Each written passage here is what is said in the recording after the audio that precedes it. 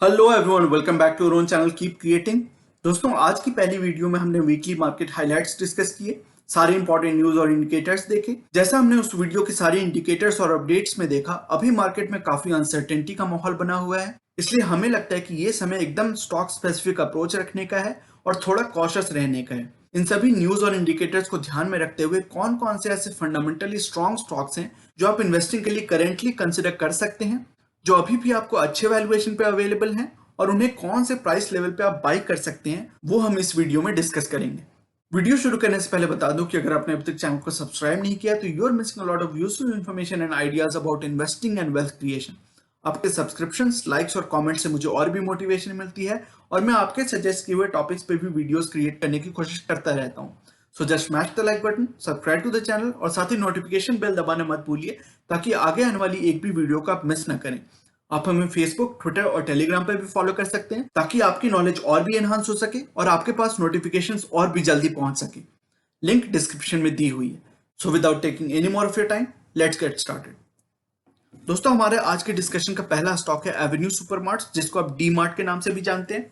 सारे स्टॉक्स के डिस्कशन शुरू करने से पहले मैं आपको ये एक समरी दे देता हूं कि ये जो वीडियो है इसमें हम सारे स्टॉक्स की डीप फंडामेंटल एनालिसिस नहीं करेंगे। उस उद्देश्य, उस पर्पस के लिए मैं इन सारे फंडामेंटली स्ट्रॉन्ग स्टॉक्स की अलग से वीडियो बनाऊंगा, सेपरेट वीडियो क्रिएट करके हम डिटेल डिस्कशन करेंगे। पर ये बात आप पक्की मान सकते हैं कि यहाँ पे जो भी स्टॉक्स डिस्कस हो रहे हैं वो फंडामेंटली बहुत ही स्ट्रॉन्ग स्टॉक्स हैं, अपनी अपनी सेक्टर्स के, अपने अपने इंडस्ट्रीज के मार्केट लीडर्स हैं, बहुत ही साउंड एलिमेंट्स वाली, साउंड फंडामेंटल रेशियोज वाली कंपनीज हैं, मेट्रिक्स वाली कंपनीज हैं। इसलिए हम इस वीडियो में उनके कुछ बेसिक मेट्रिक्स को कवर करेंगे और उनके प्राइस लेवल्स की डिस्कशन करेंगे, बट डिटेल्ड एनालिसिस में एक एक करके सेपरेट वीडियो में करता रहूंगा। एचडीएफसी बैंक की डिटेल्ड फंडामेंटल एनालिसिस हमने की हुई है, उस वीडियो की लिंक मैं अपर राइट कॉर्नर में डाल दूंगा। उस वीडियो में आप चेक कर सकते हैं कि कैसे हम हर कंपनी को यहाँ पे धीरे धीरे करके एक एक करके एनालाइज करते जाएंगे। एचडीएफसी बैंक की एनालिसिस आप उस वीडियो को देख के समझ सकते हैं। तो हमारा पहला स्टॉक है एवेन्यू सुपरमार्ट्स। रिटेल इंडस्ट्री में जो मैं कहूंगा कि फूड एंड ग्रोसरी रिलेटेड जो रिटेल बिजनेस है इंडिया का, उसमें one of the very strong players है एवेन्यू सुपरमार्ट्स। इसके जो प्रोमोटर्स हैं और इसकी जो ऑपरेशंस हैं बहुत ही स्ट्रीमलाइंड है, काफी अच्छी कंपनी है, काफी स्ट्रॉन्ग फंडामेंटल्स वाली कंपनी है। करेंटली इस कंपनी की मार्केट कैपिटलाइजेशन करीबन 1,28,000 करोड़ के आसपास है। डिविडेंड यील्ड 0 है। इसने रिसेंट क्वार्टर्स में कोई डिविडेंड नहीं दिया है, जो कि ये दिखाता है कि कंपनी अभी कैश को प्रिजर्व कर रही है। आपको पता होगा कि रिटेल बिजनेस में भी अभी बहुत मार पड़ी, लोग ऑनलाइन शॉपिंग पर स्विच कर रहे हैं, वहां से अपने फूड एंड ग्रोसरीज को ऑर्डर कर रहे हैं। तो डीमार्ट ने भी अपना एक ऑनलाइन पोर्टल डेवलप कर लिया है और इनकी जो प्रोसेसेस हैं, इनकी जो सप्लाई चेन मैनेजमेंट है, बहुत ही अच्छी है, बहुत ही साउंड है। इसलिए ये कंपनी मुझे लॉन्ग टर्म पोटेंशियल इसमें दिखता है और लॉन्ग टर्म इन्वेस्टिंग के हिसाब से ये कंपनी मुझे अच्छी लगती है। तो डिविडेंड यील्ड अभी तो 0 है, बट आगे चल के जैसे जैसे ये कंपनी ग्रो करती है, मैच्योर करती है, तो अगर कंपनी की गवर्नेंस अच्छी है, कंपनी के फंडामेंटल्स अच्छे हैं, तो डिविडेंड यील्ड भी आगे चल के अच्छी हो सकती है। बीटा इसकी 0.62 है, तो मार्केट से कम वॉलेटाइल है।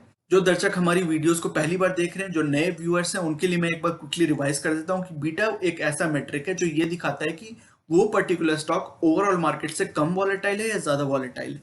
जब ये वैल्यू 1 से कम होती है तो हम ये मानते हैं कि वो पर्टिकुलर स्टॉक ओवरऑल मार्केट से, जनरल मार्केट से थोड़ा कम वॉलेटाइल है। और जब ये वैल्यू 1 से ज्यादा होती है तो हम कॉन्वर्सली ये मानते हैं कि वो स्टॉक ओवरऑल मार्केट से थोड़ा ज्यादा वॉलेटाइल है। तो generally as a thumb rule हमारी ये ऑब्जर्वेशन रहती है कि जो एफएमसीजी रिलेटेड स्टॉक्स होते हैं या फिर जो थोड़े कंजर्वेटिव या फिर डिफेंसिव सेक्टर्स होते हैं जैसे कि फार्मा वगैरह, तो उनके जो स्टॉक्स की बीटा होती है वो मार्केट से कम होती है, यानी 1 से कम होती है, वो मार्केट से कम वॉलेटाइल होते हैं। बट जो फाइनेंशियल सेक्टर के स्टॉक्स होते हैं या फिर ऐसी इंडस्ट्रीज जो बहुत ज्यादा वॉलेटाइल होती हैं, उनकी स्टॉक्स जो होते हैं यूजुअली मार्केट से ज्यादा वॉलेटाइल होते हैं। तो फाइनेंशियल सेक्टर के स्टॉक्स, बैंक्स, एनबीएफसीज वगैरह आप देखें कि यूजुअली उनकी बीटा 1 से ज्यादा होती है। तो ये था एक क्विक रिवीजन बीटा मेट्रिक का। इंडस्ट्री की पी है 94 के आसपास और ये आपको थोड़ी प्रीमियम वैल्यूएशन 120, 121 की पी पे मिल रहा है। तो अभी भी इसकी वैल्यूएशन थोड़ी प्रीमियम है। ये एक्चुअली और भी प्रीमियम वैल्यूएशन पे मिला करता था। इसकी जब प्राइस वैल्यू 2500 के आसपास हुआ करती थी मार्केट प्राइस, तो ये और भी प्रीमियम वैल्यूएशन पे था। बट इसमें थोड़ी गिरावट आई है और अभी जो स्लगिशनेस है ओवरऑल हर जगह रिटेल इंडस्ट्री में से लेके पूरी इकोनॉमी में स्लगिशनेस है, उसके कारण स्टॉक में थोड़ी गिरावट आई है और ये अभी आपको थोड़ी सी प्रीमियम पे कंपेयर टू इंडस्ट्री पी मिल रहा है। बट इस प्राइस लेवल पे और इस वैल्यूएशन लेवल पे आप देख सकते हैं कि 67% की बहुत ही शानदार डिलीवरी परसेंटेज है। एनी डिलीवरी परसेंटेज अबव 30-35 मैं उसको अच्छा मानता हूँ, हेल्दी मानता हूँ। और इसकी डिलीवरी परसेंटेज तो उसकी भी डबल है, तो आप समझ सकते हैं कि कितनी हेल्दी वे में, कितनी स्ट्रॉन्ग वे में लोग इसकी डिलीवरी अपने इन्वेस्टमेंट अकाउंट में, लॉन्ग टर्म इन्वेस्टमेंट अकाउंट में इसकी डिलीवरी ले रहे हैं।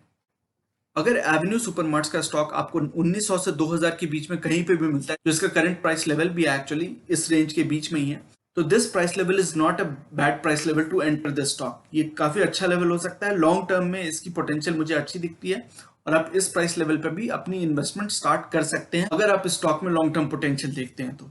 लेकिन आप अगर थोड़ा वेट करना चाहते हैं, आप मार्केट में थोड़ी वॉलेटिलिटी एंटिसिपेट कर रहे हैं, आपको लगता है कि मार्केट थोड़ी नीचे जाएगी और इस स्टॉक में भी अगर गिरावट आपको लगता है कि ऐसी होने वाली है, तो आप 1750 से 1800 का लेवल का वेट कर सकते हैं। आप देख सकते हैं कि जब मार्च में अच्छी खासी गिरावट आई थी, तो इस प्राइस लेवल पे इसने 1750 से 1800 के लेवल के बीच में इसने अच्छा खासा सपोर्ट लिया था और उसके बाद काफी शानदार इसने रिबाउंड दिखाया था, रिकवरी दिखाई थी।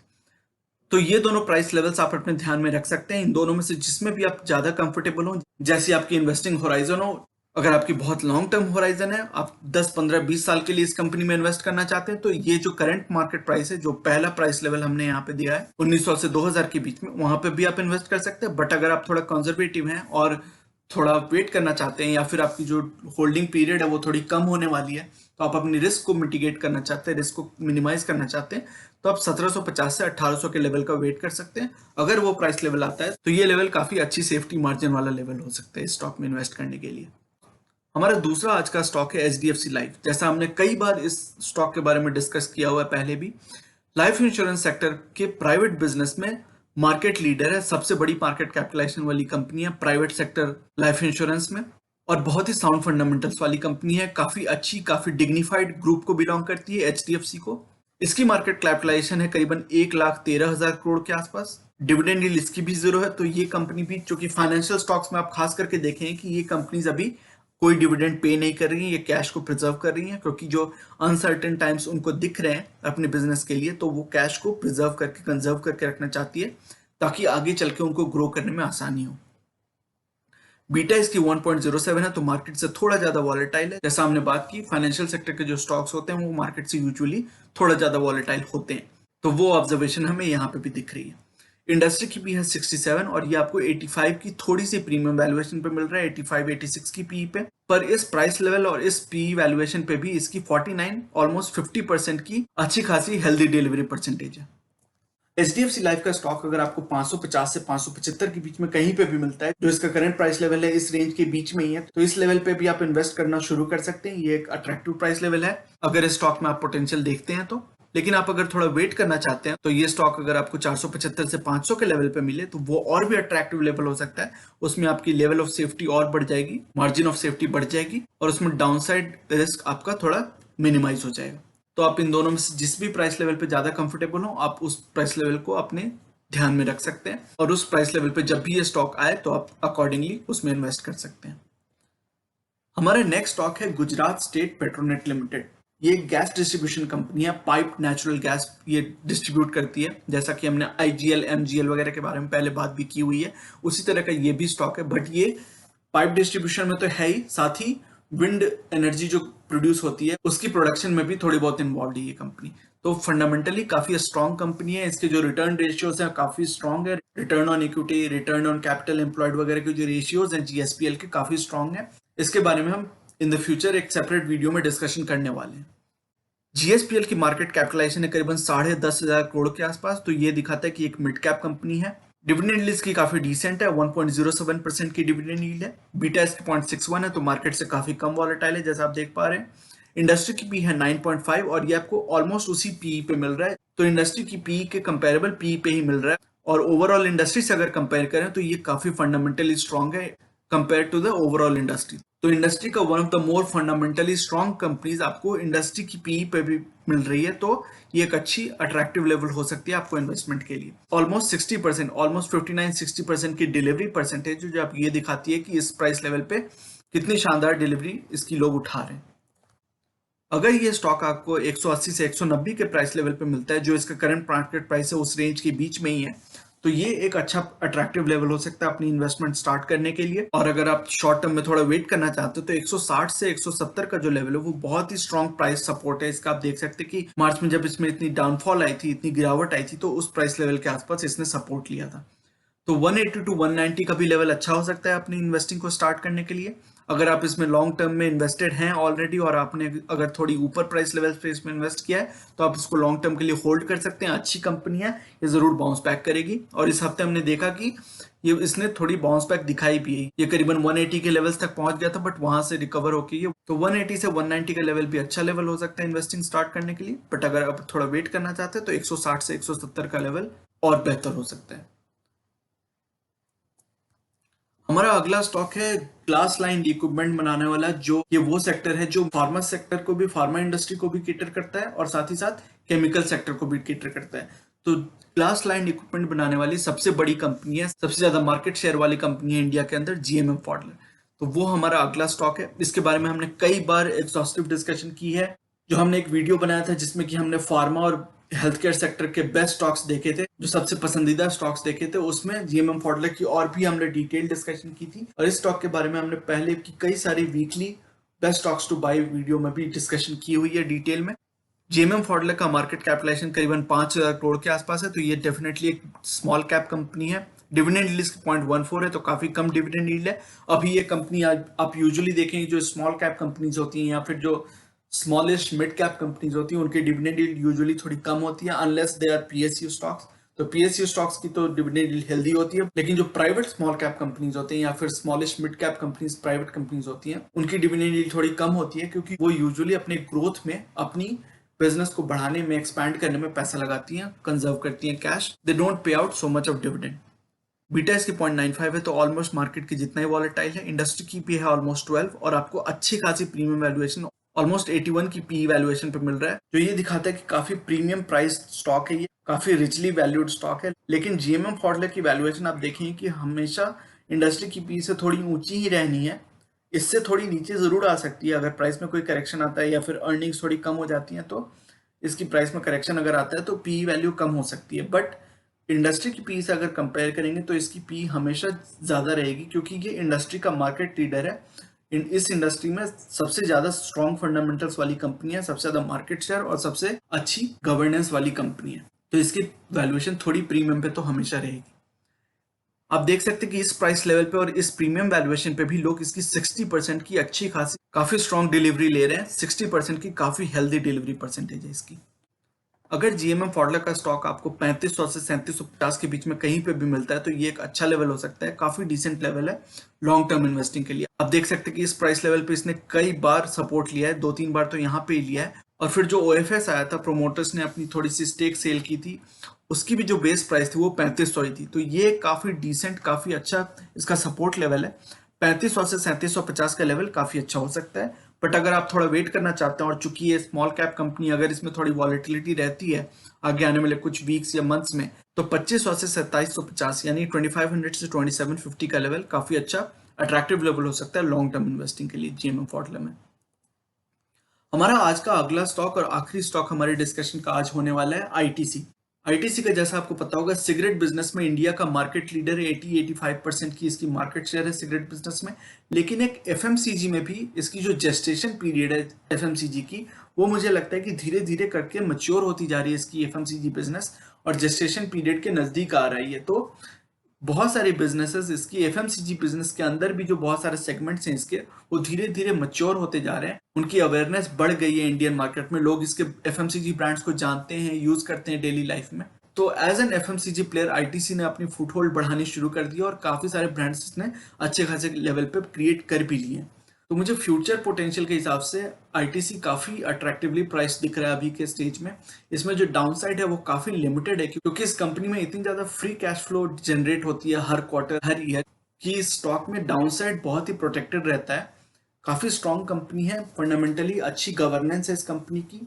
और इस कंपनी के अंदर जो एक कंसर्न रहा है इन्वेस्टर्स का कि इसकी जो कैपिटल एलोकेशन है वो बहुत सारे डिफरेंट इंडस्ट्रीज में, जैसे कि होटल्स वगैरह में, या जो थोड़े कम आरओई वाले, कम रिटर्न वाले बिजनेसेस हैं, उसमें बहुत ज्यादा इसकी कैपिटल एलोकेशन रहती है। तो उसके बारे में इस कंपनी के मैनेजमेंट ने क्लैरिफाई किया है कि वो लोग अपनी कैपिटल एलोकेशन को थोड़ा और स्ट्रॉन्ग करने वाले हैं, ऐसी बिजनेसेस में ज्यादा एलोकेशन करने वाले हैं जो कि हाई आरओसी वाली बिजनेस है, और वो मुझे लगता है कि डेफिनेटली एफएमसीजी बिजनेस होने वाला है। तो ये अपने होटल बिजनेस में कम इन्वेस्ट करने वाले हैं, कम कैपिटल एलोकेशन करने वाले हैं, जो इनकी ओवरऑल रिटर्न रेशियोज को काफी इंप्रूव कर सकता है आगे आने वाले कुछ दिनों में। तो ITC is definitely one stock that you can consider. It is one of the very strong candidates, specially अगर आप वैल्यू इन्वेस्टिंग में बिलीव करते हैं या फिर डिविडेंड इन्वेस्टिंग में बिलीव करते हैं, तो ITC is a very strong candidate for your long term portfolio. ITC की मार्केट कैपिटलाइजेशन है करीबन 2 लाख करोड़ के आसपास। इसकी डिविडेंड यील्ड आप देख सकते हैं कितनी शानदार 6.13% की डिविडेंड यील्ड है, और जैसे जैसे इसका स्टॉक प्राइस नीचे आते जा रहा है, ये जब 180 185 के आसपास था तो डिविडेंड यील्ड की 5.7 5.5% के आसपास हुआ करती थी।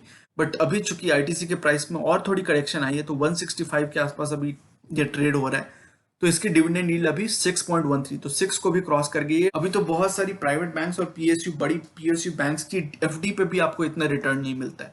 तो डिविडेंड यील्ड तो इतनी है, प्लस प्राइस अप्रिशिएशन जो फ्यूचर में एंटिसिपेटेड है वो अलग है। तो अगर आप केवल डिविडेंड यील्ड के पर्सपेक्टिव से भी अगर इसको देखते हैं तो काफी शानदार, काफी अट्रैक्टिव स्टॉक मुझे दिखता है। बीटा इसकी जैसा हमने देखा, FMCG प्लेयर्स यूजुअली थोड़ा कम वॉलेटाइल होते हैं, तो बीटा इसकी 0.66 है, मार्केट से काफी कम वॉलेटाइल स्टॉक है। इंडस्ट्री की पी है 13.5 के आसपास, और ये आपको ऑलमोस्ट कंपेरेबल पी 14 की पी पे मिल रहा है, और 50% की बहुत ही हेल्दी, काफी स्ट्रॉन्ग डिलीवरी परसेंटेज है। अगर ITC का स्टॉक आपको 160 से 170, जो इसका करंट मार्केट प्राइस है वो भी इसी रेंज में पड़ता है, इसलिए मुझे लगता है कि ये जो प्राइस लेवल है काफी अट्रैक्टिव प्राइस लेवल हो सकता है। इस प्राइस लेवल पे इस स्टॉक ने पहले भी 1-2 बार सपोर्ट लिया है, तो ये काफी अट्रैक्टिव लेवल मुझे लगता है।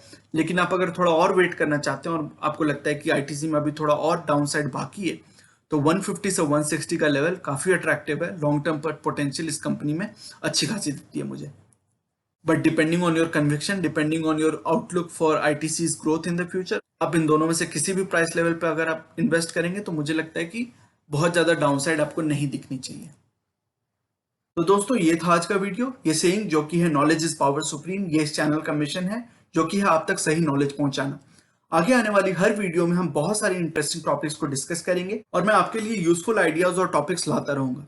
इसी तरह हर वीकेंड हम वीकली मार्केट अपडेट्स और अपने views about the current market situation भी डिस्कस करते रहेंगे। So you should definitely subscribe to the channel and remain posted for further updates. अगर आज की वीडियो कंटेंट आपको पसंद आया है तो वीडियो करें लाइक। अगर आपको लगता है कि इस इन्फॉर्मेशन से किसी की मदद हो सकती है तो इसे अपने दोस्तों और फैमिली मेंबर्स के साथ शेयर करें और चैनल को करें सब्सक्राइब। मिलते हैं अपने अगले वीडियो में एक और टॉपिक के डिस्कशन के साथ। तब तक के लिए take care and see you soon.